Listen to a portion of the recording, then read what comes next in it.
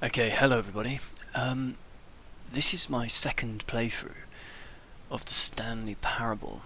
Um, Not the second time I played the game at all, but I mean the second run through.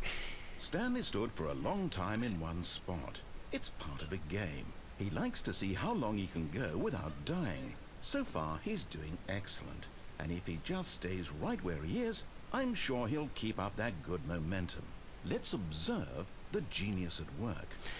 As you can see, the narrator is already becoming a little bit sarcastic about Stanley.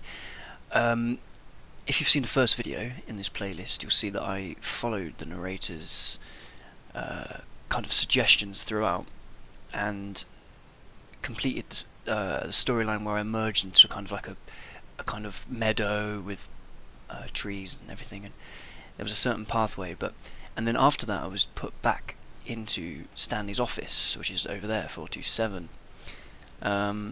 Now, I'm not sure if this is part of the game or if it was just a game resetting and you can play again. Perhaps things will be different now that I've completed it that way. I really have no idea. So this is the second run through of the game, although I have just played it. Again, this is a blind playthrough, so I really have no idea No matter what's how going hard on. Stanley looked, he couldn't find a trace of his co-workers. Now, I had that message last time. This time I'm going to disobey the narrator. I think everything's going to be the same, so I'm going to kind of run through this part quite quickly.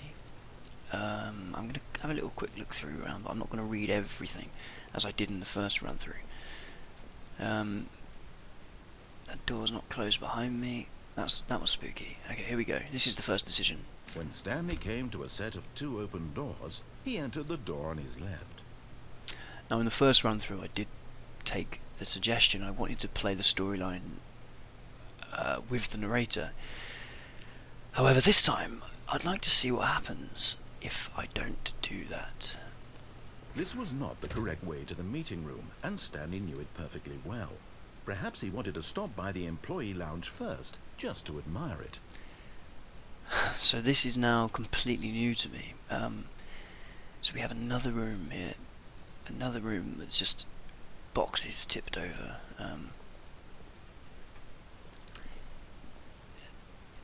Another picture of that leaf. It's all just the same. The time's the same. It's all... Okay, I can't enter there. It's all very strange. Still very strange. It's such a weird atmosphere to this game. It's fantastic, really. Yes, truly a room worth admiring. It had really been worth the detour after all, just to spend a few moments here in this immaculate, beautifully constructed room. Stanley simply stood here, drinking it all in. Ha! Drinking it all in. That's a very subtle suggestion, isn't it? To get a drink? Yes, really worth it being here in the room. A room so utterly captivating that even though all your co-workers have mysteriously vanished, here you sit looking at these chairs and some paintings. Really worth it. Okay. Now, I'm just going to... But eager to get back to business, Stanley took the first open door on his left. I'm going to kind of just go with the flow now, and ignore the suggestions of the narrator, and just look around myself. This is where he wants me to go, and I haven't been through there in the first run through, but I feel like investigating myself and seeing what happens. Stanley was so bad at following directions, it's incredible he wasn't fired years ago. Right, so we found ourselves in a kind of hangar, a kind of warehouse. Again, more documents that I can't read at all. The doors closing behind me is the thing that spooks me out the most. Can we go in here? I need a key card. Can I find a key card? So I'm in a warehouse hangar. Let's read what this says. Do not jump from the cargo lift while it's in motion. It will cause death. I can imagine. There's a van down there. Penalty for misuse of cargo lift $1,000. Penalty for jumping off the cargo lift $5,000.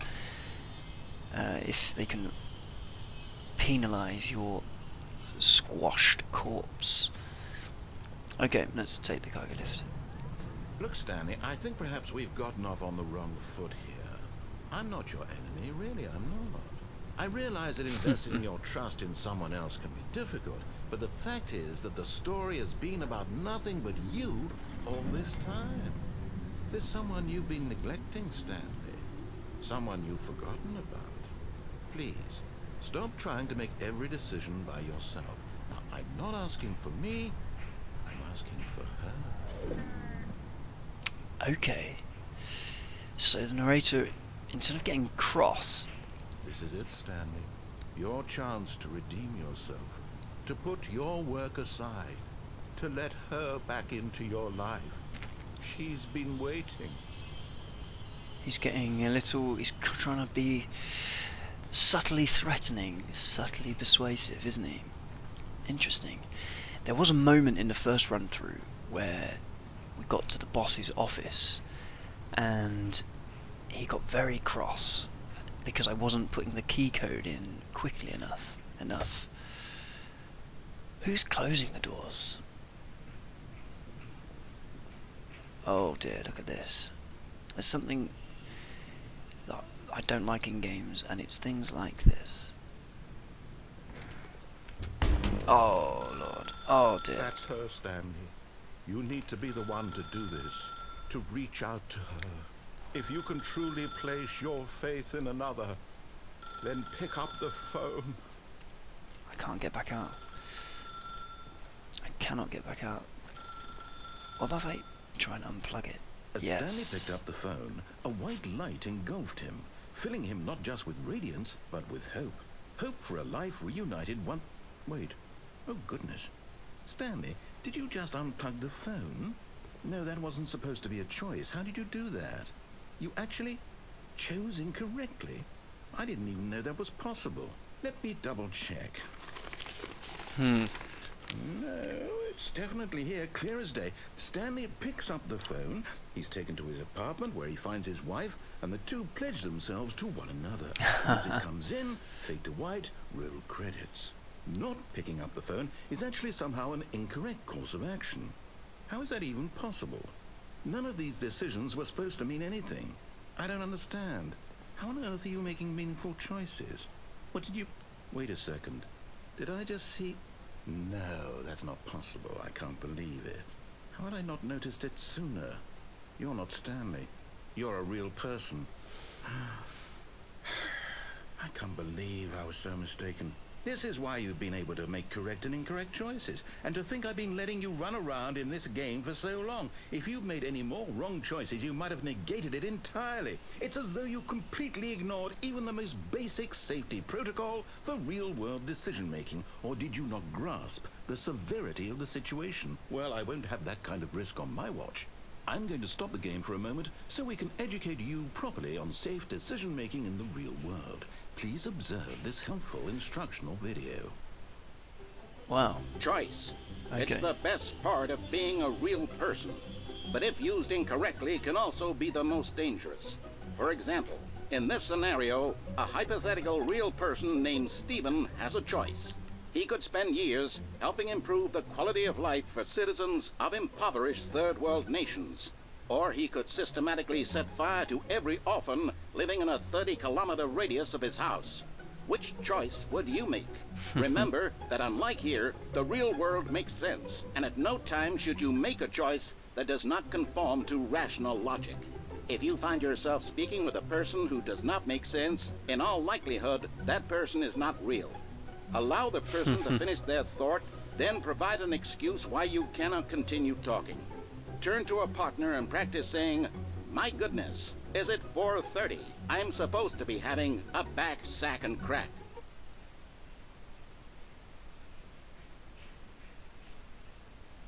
This is so weird.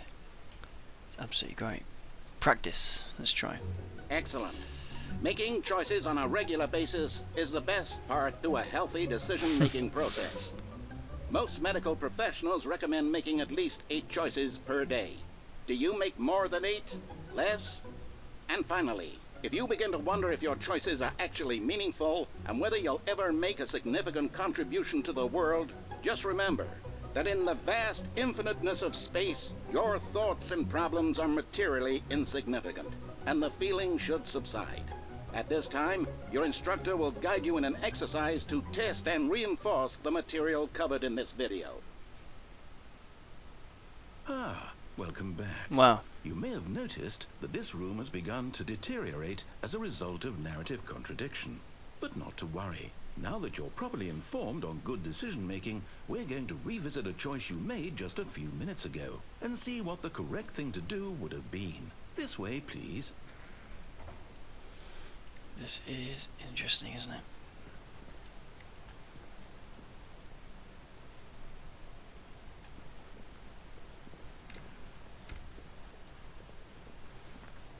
Okay, there's not much I can do other than go back out here. Still can't go in this room. Oh no, that room's been locked. Now that we know your choices are meaningful, we can't have you jumping off the platform and dying.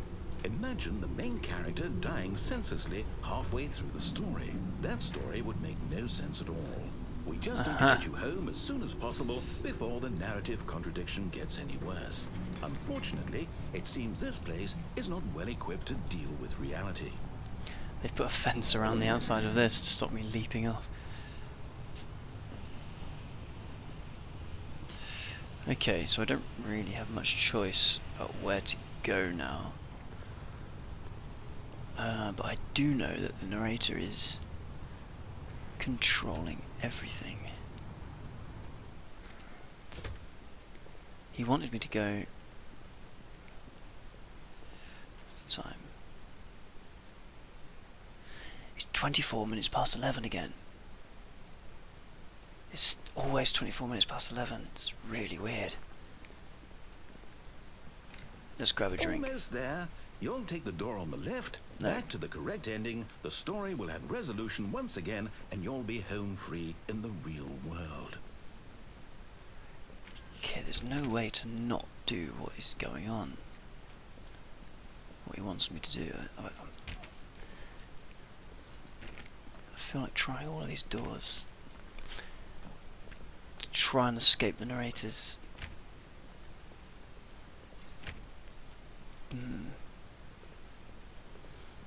Okay, so I'm back to...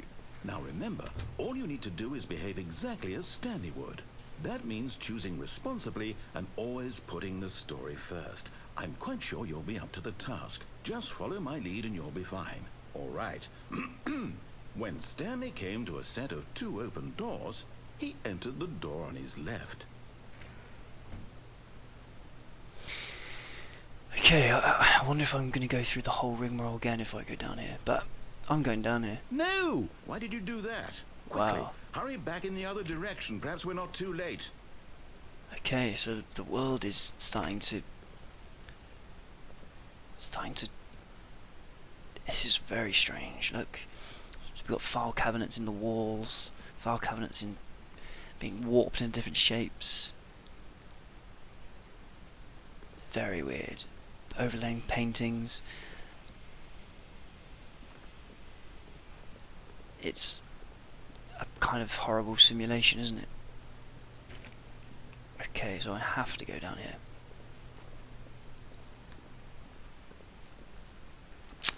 I really have no choice now, I don't think.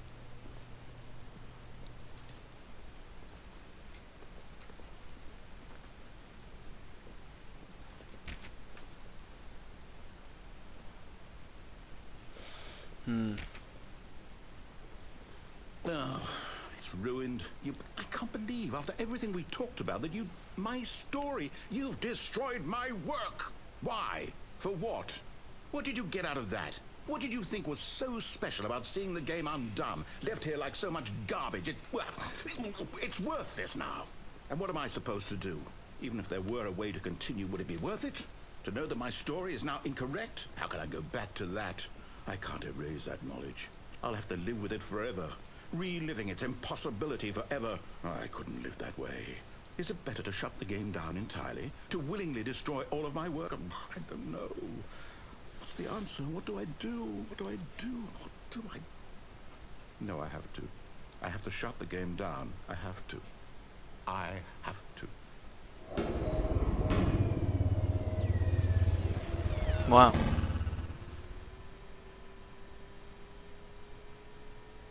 Right. Hello. What is going on here? Oh, I'm here. I'm still here. Here in this pile of rubbish. With you. You. Who thought you were so clever. Now look where we are. My entire game is destroyed. It was the only thing in the world that was mine, and you run it into the ground. What, did you think that would be funny? You just had to see?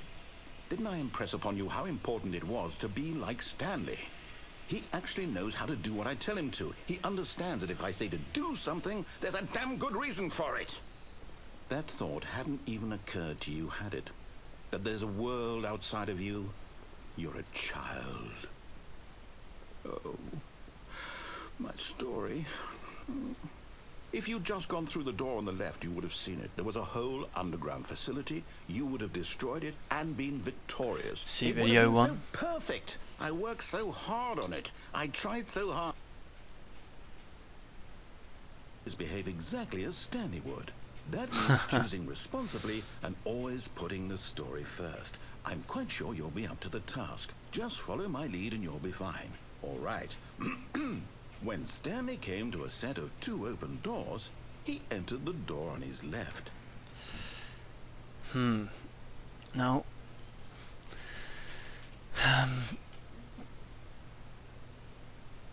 did I just... Is this part of the game?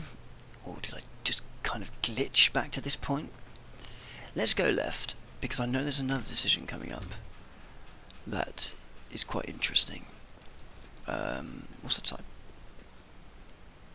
Okay, so the time has moved on.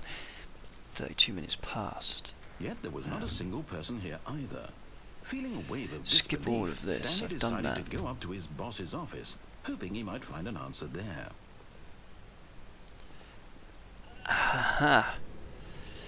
Now, in the first run through, if you watch that, you'll know that there Coming to was a staircase, a Stanley walked upstairs to his boss's staircase down here, which I was kind of intending to take, but that's been removed, so I can only now go up. Interesting.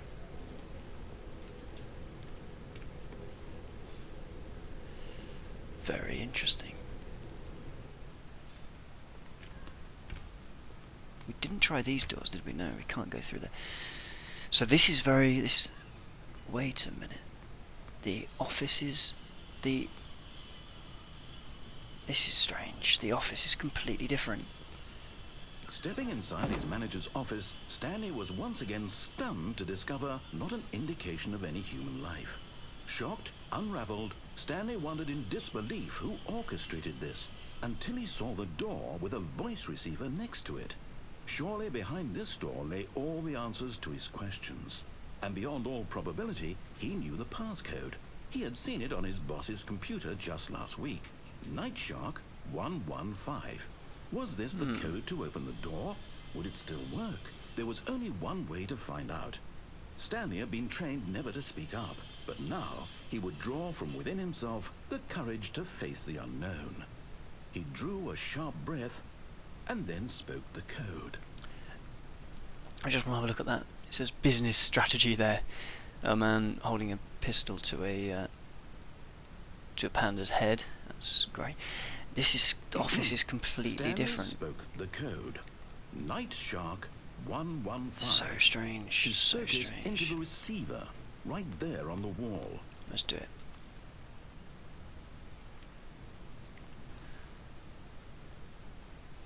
I'm sorry, is there a problem? You didn't mishear me, did you? Please speak the code into the receiver. Otherwise we can't get on with the story. This is a crucial step. Well, I'm going to say it just for a laugh, but obviously this doesn't Okay, matter. fine, you're not going to do it. But you know what? It's pretty humiliating to bring you this far, only for you to suddenly decide you have better things to do. I asked you for this one single thing, for your respect. The kind of respect Stanley shows for his choices. He knows what it means to take a story seriously. If you didn't want to see what I had to show you, then why did you come here? You had a choice, you know. You could have gone through the door on the right. You could have done whatever the hell you wanted over there. Why did you come this way? Speak. Say something to me. Explain yourself, you coward. When Stanley came to a set of 2 open doors, he entered the door on his left. Okay. I'm now watching Stanley from above. Hello? Are you... Is everything okay? Stanley, please. I need you to make a choice. I need you to walk through the door. Are you listening to me? Can you hear me? Is everything all right? Stanley, this is important. The story needs you. It needs you to make a decision. It cannot exist without you. Do you understand me? Whatever choice you make is just fine. They're both correct. You cannot be wrong here. We can work together. I'll accept whatever you do. I simply need you to take that step forward, please. Choose. Okay, so Do something. this is weird. It's so weird. I can't fall down. I'm walking around on the ceiling, watching. So, you hear me? Are you there? Are you listening to this? Stanley, are you there? Watching the narrator beg Stanley to make a choice, and he's refusing to make a choice. You need time to decide. Time to make sure your choice is correct. That is the best choice. That's all right. I'll wait for you to decide what's the right thing to do. Take as much time as you need. Wow.